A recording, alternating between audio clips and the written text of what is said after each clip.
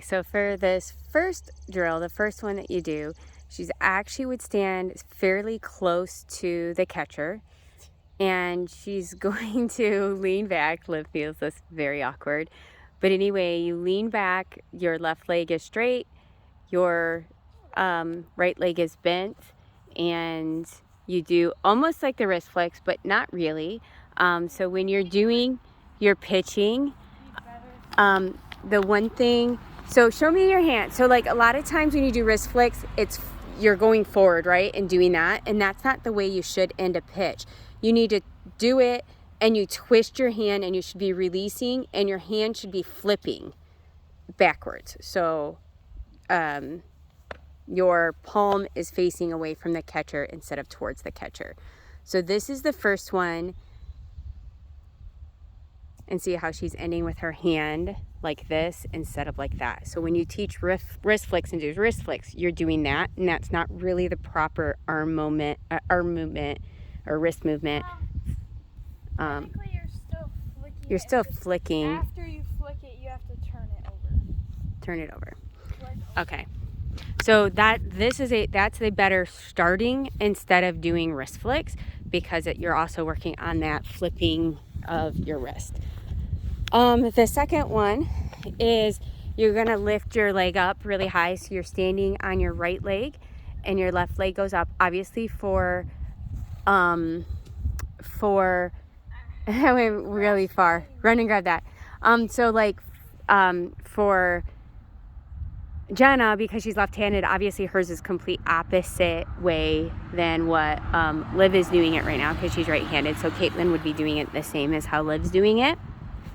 But she lost the ball.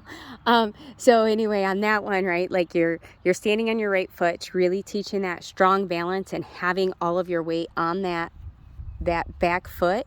And it is also teaching you have that knee really high, because to be able to get the power you need to be faster, you have to have that knee really high. So again, like this, go up on your tiptoe, and then you do your arm movement and swing.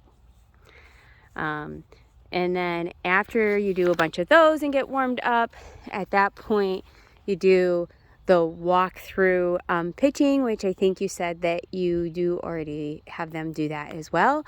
But yeah, so then she's running. So then you pretty much should know this one. So don't look at where it ends up.